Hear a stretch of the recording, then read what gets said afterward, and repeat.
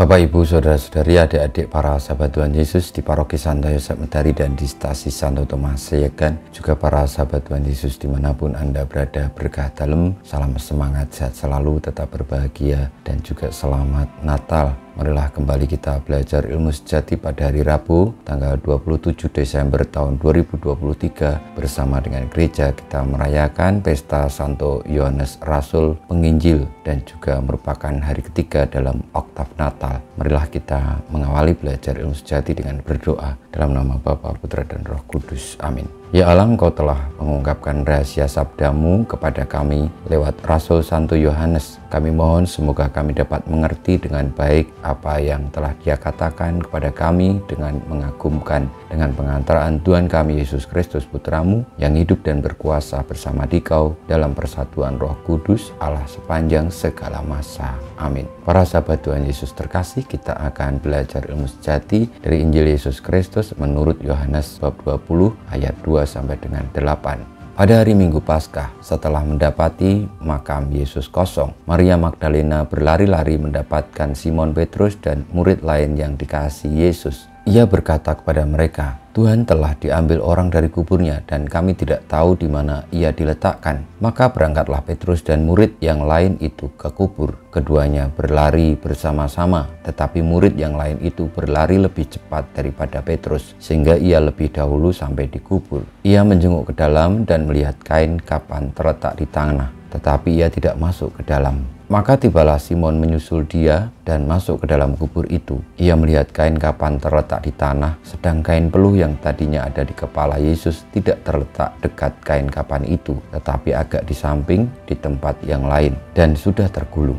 Maka masuklah juga murid yang lain yang lebih dahulu sampai di kubur itu. Ia melihatnya dan percaya. Demikianlah sabda Tuhan. Terpujilah Kristus. Bapak, Ibu, Saudara-saudari, para sahabat Tuhan Yesus yang terkasih, pada pesta Rasul Santo Yohanes yang adalah pengarang Injil dan juga merupakan salah satu dari ke-12 murid Tuhan Yesus, kita mendengarkan kisah tentang kebangkitan Tuhan Yesus, di mana dalam kisah kebangkitan itu Maria Magdalena pagi-pagi datang ke makam Tuhan Yesus dan mendapati makam itu kosong, lalu memberitahukan kepada Petrus dan kepada salah seorang murid Tuhan Yesus yang memang tidak disebutkan namanya, tapi hanya disebut murid yang lain yang dikasih Tuhan Yesus. Lalu gereja meyakini bahwa murid itu adalah Yohanes, karena Yohaneslah yang menuliskan kisah itu dan tidak pernah menyebut tentang dirinya sendiri. Namun gereja mengakui bahwa murid yang lain itu bisa jadi adalah Yohanes sendiri. Dan Yohanes menyaksikan secara langsung kebangkitan Tuhan Yesus dan percaya karena makam yang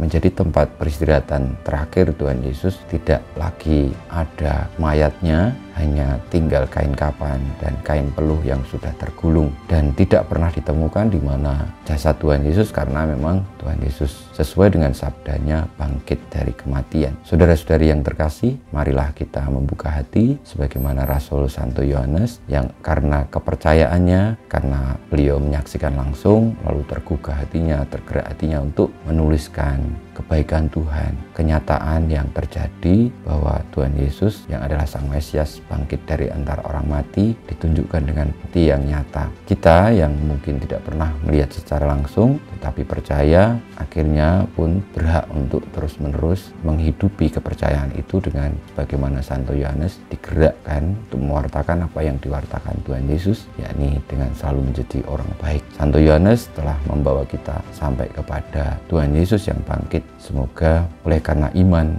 kepada Kristus dan mengikuti perjuangan iman juga Santo Yohanes yang telah mewartakan Kristus dengan mengarang Injil, kita pun juga mewartakan Kristus dengan kisah Kristus yang hadir dalam hidup kita untuk selalu menjadi kebaikan bagi sesama. Kita mohon berkat Tuhan. Kemuliaan kepada Bapa dan Putra dan Roh Kudus seperti pada permulaan, sekarang, selalu, dan panjang segala abad. Amin. Ya Yesus, jadikanlah hati kami seperti hatimu. Tuhan bersamamu dan bersama rohmu, kita semua hidup kita, perjuangan kita untuk percaya kepada Kristus, berjuang meneladan Santo Yohanes yang dikobarkan oleh karena kebenaran kebaikan Kristus yang bangkit dari antara orang mati, senantiasa dibimbing, dilindungi, diberkati Allah yang Maha Kuasa, Bapa, Putra, dan Roh Kudus. Amin.